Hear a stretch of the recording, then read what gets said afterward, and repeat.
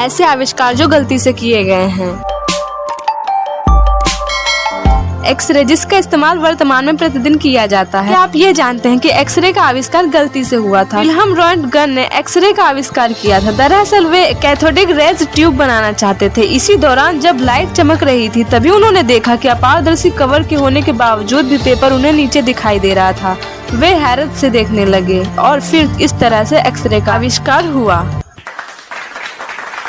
दूसरा है microwave. Microwave oven, जिसका इस्तेमाल खाने को गर्म करने में या फिर खाने को बनाने में किया जाता है। माइक्रोवेव का आविष्कार वैज्ञानिक पर्सी स्पेंसर ने गलती से किया था। वे वैक्यूम ट्यूब के जरिए रडार से जुड़े रिसर्च कर रहे थे। इसके लिए कई मशीनें बनाई ताकि रिसर्च में यह मशीनें मदद कर सके। इस दौरान उन्होंने देखा कि प्रयोग के दौरान उनके जेब में रखा कैंडी बार पिघलने लगा। वे ऐसा देखकर हैरान रह गए और इसकी अतिरिक्त जानकारी के लिए उन्होंने मशीन के अंदर पॉपकॉर्न के दानों को डाला। वह भी फूटने लगे और इस तरह से माइक्रोवेव ओवन का आविष्कार हुआ।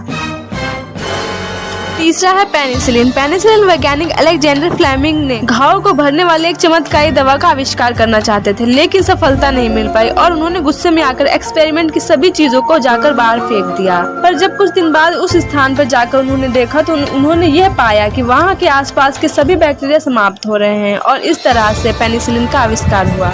चौथा है कोका कोला। कोका कोला सिर दर्द के इलाज के लिए दवा बनाने के लिए एक वैज्ञानिक फार्मासिस्ट ने कोला नट और कोला की पत्तियों का इस्तेमाल किया। इसके बाद में दोनों को मिलाकर कार्बोनेटेड वाटर के साथ मिला दिया। बाद में जब उन्होंने इसका टेस्ट किया तो रिजल्ट कोला के रूप में सामने आया और कोला के कारण ही इसका नाम कोका कोला रखा गया। वैज्ञानिक फाइजर ने दर्द से छुटकारा दिलाने के लिए हमारे शरीर में रक्त संचार करने वाली धमनियों को सिकुड़ने में मदद करने के लिए यूके 92,480 के नाम से एक दवा बनाई थी, लेकिन यह दवा दर्द से तो राहत देने में असफल रही पर पुरुषों की यौन शक्ति बढ़ाने में यह असरदार साबित हुई और फिर इसे बाजार में वियाग्रा के नाम से उतारा गया।